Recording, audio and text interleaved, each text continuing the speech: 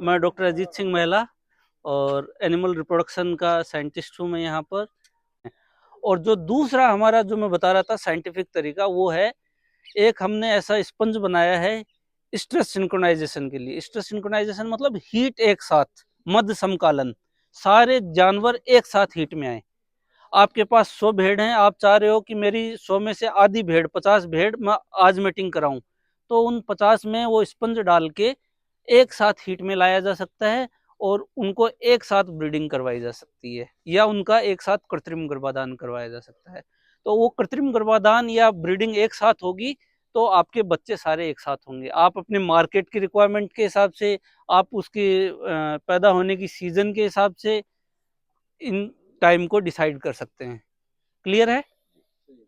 तो वो स्पंज कैसे काम करता है, अभी अंधेरा होने वाला है इसलिए हम पहले देख लेते हैं कि वो स्पंज कैसे काम करता है। वो स्पंज डालना आपको बताते हैं।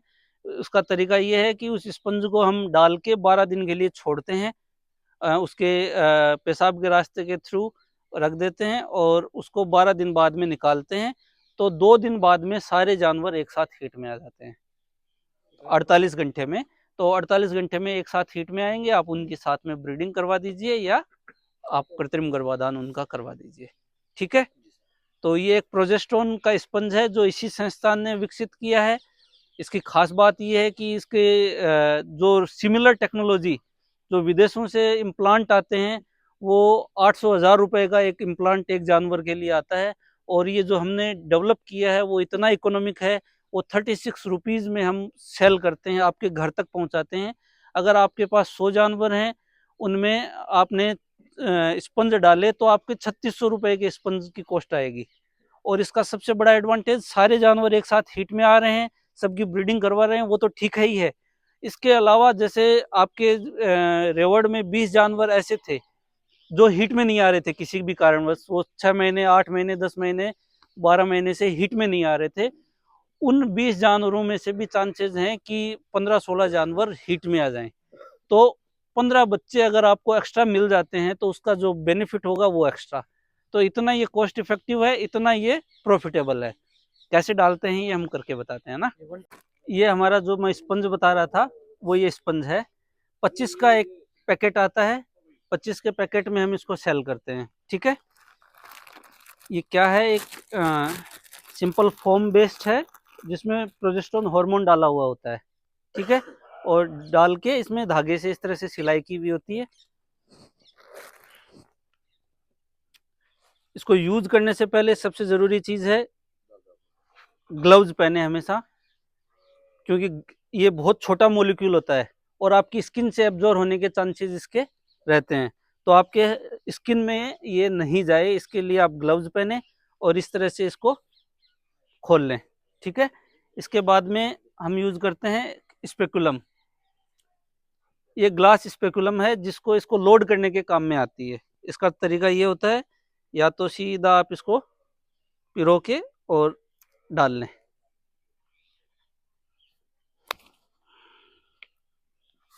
और इसको यहाँ तक लोड कर लें।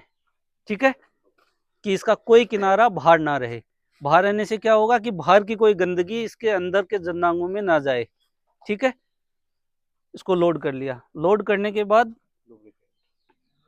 पैराफिन का लुब्रिकेंट चिकनाई के लिए हम इसको यूज करते हैं, ताकि इसको अंदर इंसर्ट करने में एनिमल को कोई दिक्कत ना हो, इजीली ये चली जाए।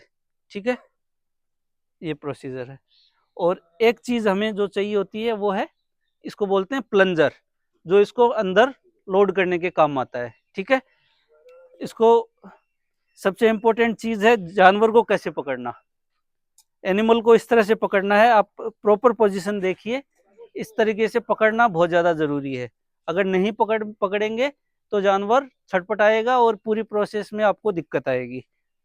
उसके बाद में इसके जननांगों को अच्छे से बाहर से साफ करना, कॉटन से, अल्कोहल से या सिंपल पानी से, डिटर्जेंट से इसको अच्छे से क्लीन कर दें, ताकि कोई गंदगी इसके साथ लग के अंदर ना जाए।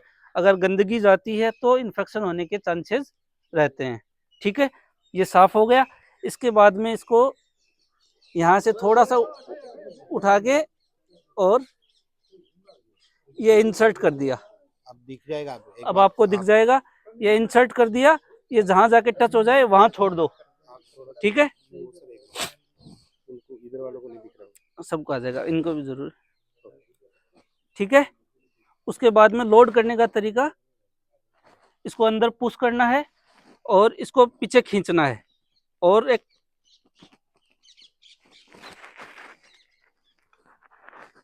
ये एक कट की आवाज आएगी, पहले इसको बाहर निकालें और बाहर निकालने के बाद इसको बाहर निकालें।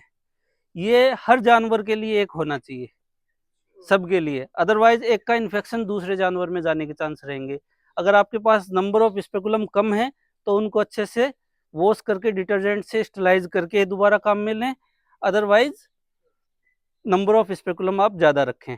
ये एक सिंगल है, ये काफ़ी एनिमल्स के लिए सफिशिएंट है, क्योंकि इसको आप साफ तरीके से बाहर निकाल के पहले ला रहे हैं, अंदर ये कहीं टच नहीं हो रहा है, ठीक है।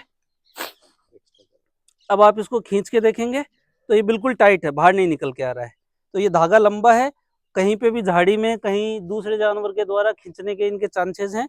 तो कम से कम 4 अंगुल के आसपास आप इसका रखें और बाकी को काट दें। ये काट दिया, अब छोड़ दें,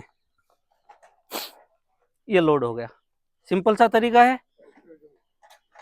अब ये 12 दिन तक ये इसके अंदर रहेगा, 12 से 14 दिन, और 14 दिन या 12 दिन जितने भी दिन हमारे प्रोटोकॉल हैं उसके हिसाब से इसको रखने के बाद में इसको हम खींच के बाहर निकालेंगे, ठीक है।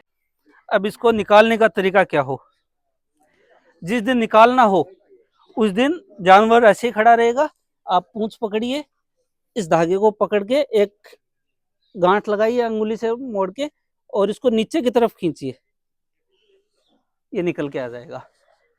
अब निकल के आ गया, उसके बाद में जानवरों में हीट देखना चालू कर दें, जैसे सुबह निकाला है तो सुबह या शाम से हीट देखना चालू कर दें। लगभग 48 घंटे में 95 से 100% एनिमल आपके हीट में आ जाएंगे, ठीक है, ओके। अब आगे निकालते टाइम आपको क्या क्या चीज़ों का ध्यान रखना है। निकाल रहे हैं तो ये सबसे पहले देखिए कि ये पूरा का पूरा एक पीस में आया है या नहीं आया है। क्या होता है कि अभी मैंने निकाला है, बिल्कुल ताज़ा डला हुआ था, इजीली आ गया है, लेकिन ये 12 दिन तक अंदर रहेगा तो उसके बाद में ये वॉल के ऊपर चिपकेगा। कईयों में माइनर सा वेजाइनाइटिस, जिसको वेजाइना का इन्फेक्शन बोलते हैं, वो इन्फेक्शन की वजह से कलर चेंज होना, ब्राउन डिस्चार्ज आना, थोड़े कुछ एनिमल्स में ये चांसेस रहते हैं। उस केस में ये वॉल के चिपक जाएगा और जब आप जोर से खींचेंगे तो एक टुकड़ा ये अंदर रह गया और बाकी का आ गया। तो आप बाहर निकालते ही सबसे पहले इसको देखिए कि ये पूरा साबुत है या नहीं है। अगर कंप्लीट नहीं है, कोई टुकड़ा टूटा हुआ है, इसका मतलब अंदर दूसरा एक पीस कहीं ना कहीं इसके अंदर रहा है। तो उसको निकालने का तरीका ये है कि आप इस पे लिक्विड पैराफिन, इसको डकबिल वेजाइनल स्पेकुलम बोलते हैं, इस स्पेकुलम को आप डाल के और इसमें ओपन कीजिए और यहाँ ओपन करके लाइट, नेचुरल लाइट या आर्टिफिशियल लाइट से आपको दिख जाएगा अंदर पीस, और ये लॉन्ग फोरसेप है, इस फोरसेप से उस टुकड़े को पकड़ के इस तरह से बाहर निकाल लीजिए, ठीक है। तो अगर टुकड़ा बचा है तो, और कोशिश कीजिए कि ये जो काम है, टेक्निकल काम है, कोई एक्सपर्ट बंदे से आप करवाएं जो रेगुलर कहीं ना कहीं कर रहा हो। जैसे आपके एरिया में कोई लाइव स्टॉक असिस्टेंट है, पैरावेट है, वेटनरियन है, आप उनकी हेल्प लें, टेक्निकल पर्सन, क्योंकि आप लोगों को दिक्कत आ सकती है, वो रेगुलर करते रहेंगे तो उनकी स्किल रिफाइन होगी, तो आप उनकी हेल्प लेके ये काम करवा सकते हैं, ठीक है। इस इसका बाद में एक इम्पोर्टेंट और है, इसमें हार्मोन है, इसमें इन्फेक्शन के चांसेस रहते हैं कोई एनिमल का, तो एक एनिमल से दूसरे एनिमल में इसका इन्फेक्शन ना हो, तो ज़रूरी है कि इसका प्रॉपर डिस्पोजल हो। बचा हुआ है, इसमें भी हार्मोन रहेंगे थोड़े से बचे हुए, तो इसका प्रॉपर डिस्पोजल का तरीका क्या है कि इनको साथ में लेके और कोई अल्कोहल या कुछ डाल के इसको आग लगा दी जाए, इनको जला दिया जाए, या बहुत गहरा करके गड्ढे में डाला जाए। गड्ढे में चांसेस रहते हैं कि कोई जानवर खोद के वापस डाल ले, आग लगाने वाला, इसको जलाने वाला तरीका वो बेस्ट है। तो इनको प्रॉपर डिस्पोज किया। ये भेड़ और बकरी दोनों में इक्वली इफेक्टिव है, और 90% से कम चांसेस सक्सेस रेट मैंने यूजुअली नहीं देखी है, और ज़्यादातर केसेस में 95-100% एनिमल एक साथ हिट में आते हैं। अलावा जो दूसरी टेक्निक है वो है कृत्रिम गर्भाधान। कृत्रिम गर्भाधान के फायदे आप लोगों को पता है। भेड़ बकरी में अभी कृत्रिम गर्भाधान इतना कॉमन नहीं हुआ जितना गाय भैंस में हुआ है। और गाय भैंस में हम कृत्रिम गर्भाधान आर्टिफिशियल इंसेमिनेशन करवा रहे हैं, वो क्यों करवा रहे हैं? हमारी नस्ल सुधार के लिए, जेनेटिक इम्प्रूवमेंट के लिए हम कृत्रिम गर्भाधान करा रहे हैं, ताकि जो बच्चे आए वो अच्छे ट्रेट्स वाले आए, अच्छे मेरिट वाले आए। तो वैसे ही भेड़ बकरी में भी इसकी रिक्वायरमेंट है। अभी तक ये फेमस इसलिए नहीं हो पाया कि मेल पालना भेड़ बकरी का बहुत आसान है। 5 आपने मेंढे रख लिए, 5 बकरे रख लिए, तो इसकी रिक्वायरमेंट आपको नहीं हुई। जबकि गाय भैंस के केस में एक मेल रख रहे हैं, बुल रख रहे हैं, वो बहुत टफ काम रहता है। तो हम धीरे धीरे उस चीज पर शिफ्ट हो गए। लेकिन आज के दिन आप लोगों को ब्रीड का पता लग गया, आपको नस्ल का पता लग गया कि कितनी इंपॉर्टेंट है नस्ल। तो अब धीरे धीरे लोगों की डिमांड आने लग गई। आप कहोगे कि साहब हमें दुम्बा एनिमल मिल जाए। दुम्बा एनिमल आपको नहीं मिलेगा, लेकिन दुम्बा का आपको सीमन मिल जाए तो आपका काम हो सकता है। नेक्स्ट जनरेशन में, 3 जनरेशन में आप उसको 4 जनरेशन में दुम्बा की तरफ ले जा सकते हो। अविशान का जर्म प्लाज्म आपको चाहिए, पाटनवाड़ी का जर्म प्लाज्म चाहिए। तो दूसरा, कम एनिमल से आप ज्यादा से ज्यादा कृत्रिम गर्भाधान कर सकते हो, ये इसका एडवांटेज है। जो प्रोसेस हमारी रहती है, गाय भैंस में जो लिक्विड नाइट्रोजन हम यूज करते हैं, लिक्विड नाइट्रोजन में वो फ्रोजन सीमन यूज करते हैं, वो भेड़ के केस में बहुत ज्यादा सक्सेसफुल नहीं है। बकरी में आपको मिल जाएंगी स्ट्रो, भेड़ के केस में स्ट्रो नहीं मिलेंगी। वजह क्या है कि भेड़ में जो इसकी सर्विक्स है, बच्चेदानी का मुंह है, वो इतना कॉम्प्लिकेटेड है कि इसके थ्रू आप इंसेमिनेट नहीं कर सकते। अपना जो सीमन है, जर्म प्लाज्म है, वो डिपॉजिट नहीं कर सकते यूट्रस में, क्योंकि गन इससे पास नहीं हो सकती। लेकिन अगर आपको इसको यूज करना है फ्रोजन सीमन को, तो हमारे पास टेक्निक है लेप्रोस्कोपी के, दूरबीन के द्वारा हम यूट्रस में सीधा ऑपरेशन करके इसको सीमन को रख सकते हैं। अदरवाइज फील्ड कंडीशन में हमारे पास इकलौता ऑप्शन रहता है लिक्विड चिल्ड सीमन। हमने सीमन कलेक्ट किया, उसको हम फ्रोजन नहीं करेंगे, लिक्विड चिल्ड स्टेज में रखते हैं और उसको विद इन 8 to 10 आवर्स हमें यूज करना होता है। तो ये यूज करके हम कृत्रिम गर्भाधान 8 से 10 घंटे में कर सकते हैं। तो इसमें भी सेम प्रोसीजर रहता है। सीमन हम लेके आते हैं, अभी आप लेके नहीं आए, आपको स्पेकुलम अंदर डालनी है, ये डालनी होती है। बहुत सिंपल सी टेक्निक है। आपने डाली, डाल के आपको इसका जो मुंह होता है, बच्चेदानी का मुंह, इसका जो ओपनिंग होती है वो ढूंढना होता है। और देख के, ये एक पिपेट है, इसमें आपने 100 से 200 माइक्रोलीटर सीमन लोड करके लिक्विड चिल्ड, और इसको उसके मुंह पर ले जाके और देख के और स्प्रे करना होता है। इसको फोर्स के साथ स्प्रे कर दें और इसको निकाल के और 30 से 60 सेकंड तक एनिमल को इस स्टेज में रखें ताकि सीमन आगे चला जाए। उसके बाद में इसको छोड़ दें। तो ये एक सिंपल सी टेक्निक है। हम बात करें ये लिक्विड चिल्ड सीमन वाली, तो इसका 40 से 60% इसकी सक्सेस रेट रहती है। गाय भैंस में अगर नेशनल एवरेज हम फ्रोजन सीमन से जो बात कर रहे हैं, वो 35% के आसपास है। 35% के आसपास उसका नेशनल एवरेज है। तो सक्सेस रेट उससे कुछ हद तक बेटर है। इश्यू आता है कि आपके पास ये चीज कैसे पहुंचे, वो एक सबसे बड़ा इश्यू है। आपको लिक्विड चिल्ड सीमन चाहिए, मैंने बताया 8-10 घंटे के अंदर अंदर आपके यहाँ पहुंच जाना चाहिए। अभी हमारे पास लेबोरेटरी है, लैब में हम कलेक्ट करते हैं एनिमल से, प्रोसेस करते हैं चेक करने के बाद, और उसके बाद में हम उसकी डोज बना के, और जब हम जाते हैं तो हम 25-30-40 किलोमीटर की रेंज तक हम कवर कर लेते हैं। लेकिन इशू आता है कि यहाँ बैठे बंदे को बहुत दूर तक ये सीमन चाहिए, तो वो एक इशू रहता है हमारे लिए। तो उसका एक अल्टरनेटिव हमने बनाया है। इसी साल हमने एक ऐसी मोबाइल एआई लेबोरेटरी बनाई है, अभी मेल नाम से। उसका क्या खास बात है कि आपका जो सीमन कलेक्शन है, उसका इवेल्युएशन है, उसकी प्रोसेसिंग है, वो फार्मर्स डोर स्टेप आपके घर पर आके हम कर सकते हैं। आपके यहाँ या आपके आस पड़ोस किसी क्लस्टर ऑफ विलेजेस में अगर कोई अच्छा मेल है, या हमारे द्वारा दिया हुआ, डोनेट किया हुआ मेल है, उस मेल से हम वहीं पे आके सीमन कलेक्ट करेंगे, प्रोसेस करेंगे, और उसको वहीं पे जाके आर्टिफिशियल इंसेमिनेशन, कृत्रिम गर्भाधान आपके द्वार पे हम कर सकते हैं। तो इस टेक्निक को हमने सिंपल बनाने के लिए कोशिश की है। हाँ, और इसका टारगेट हमारा ये है कि एनिमल हस्बेंड्री डिपार्टमेंट सेंटर का हो चाहे स्टेट एनिमल हस्बेंड्री डिपार्टमेंट इस मॉडल को लेके आए। भाई हम उस वैन को आपके हर जगह तक नहीं पहुंचा पाते, लेकिन उस मॉडल को अडॉप्ट करें और उसको आपके यहाँ तक छोड़ें।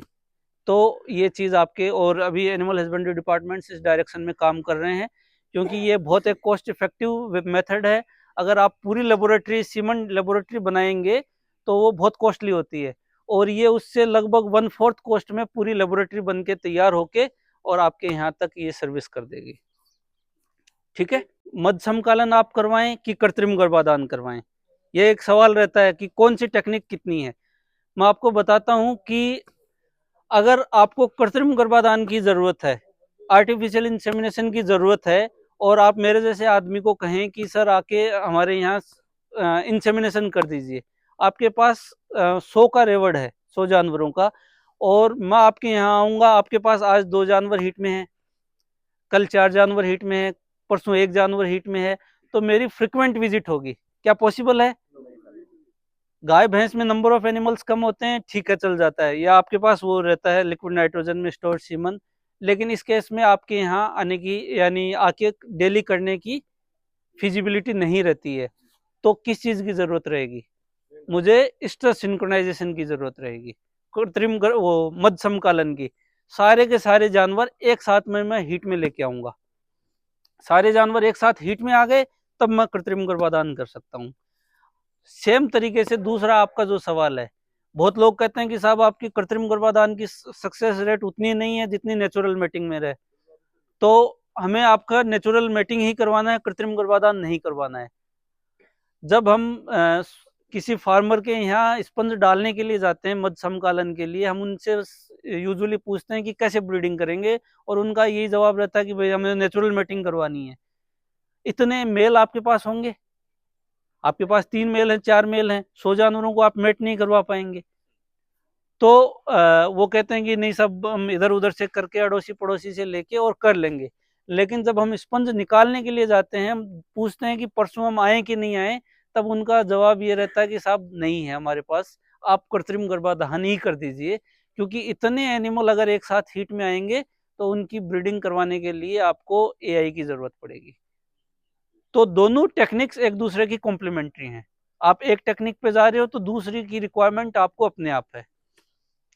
फिर भी आपको अगर जरूरत नहीं है कि मुझे कृत्रिम गर्भाधान नहीं करवाना, मध्य समकालन करना है, तो उसका तरीका यह है कि आप अपने एनिमल्स को बैचेज में सिंक्रोनाइज कर दें। 100 एनिमल हैं तो आप कोशिश करें कि 25-25 के 4 बैच हैं, उनमें मैंने स्पंज डाल दिया, या निकालते वक्त एक दिन का गैप रख दिया। आपने 50 में डाला, 25 में से स्पंज आज निकाल दिया, 25 में से कल निकाल दिया, तो वो 2 दिन में आपके बाइफरकेट हो जाएंगे। ठीक है, अगर हम कैपेसिटी देखें, उसको बोलते हैं लिबिडो, उसकी बहुत अच्छी होती है। आपको लगेगा कि वो 8, 10, 15, 20 फीमेल पे भी माउंट कर जाता है एक दिन में। अगर आप छोड़ेंगे तो वो माउंट करता रहेगा, लेकिन उसकी कैपेसिटी सक्सेस नहीं रहेगा उसका। हमने कई एक्सपेरिमेंट करके देखे हैं, 2, 3, और कुछ एनिमल एक्स्ट्रा ऑर्डिनरी हैं 4। 4 में आपका इजिकुलेट यानी सीमन आता है, बाकी में बाद में उनका वॉल्यूम कुछ नहीं आता, वो माउंटिंग करता रहता है। तो 2-3 एनिमल तक आपका ठीक है, उसके बाद में उसके जो कंसेप्शन के चांसेस हैं वो बिल्कुल खत्म हो जाएंगे, क्योंकि इजिकुलेट आ नहीं रहा है। तो जो रिकमेंडेड चीज है वो ये है कि एक एनिमल से, जैसे हमें सीमन कलेक्शन करना हो या मेटिंग करवाना हो, आप अल्टरनेट डे पर उनसे मेटिंग करवाएं या सीमन कलेक्ट करें, और एक दिन में एक मेल को 2 बार यूज करें। हीट के टाइम पर ये एडवोकेटेड नहीं है, डालना नहीं चाहिए। आप कोशिश कीजिए कि आपने डाल रहे हैं तो उनकी हीट डिटेक्शन कर ली, आज पहले कर ली, और कोई जानवर हीट में उनको निकालो ना पहले से ही। हाँ, इक्का दुक्का, ऐसा कोई बड़ी चीज नहीं है, कोई बड़ी चीज नहीं है।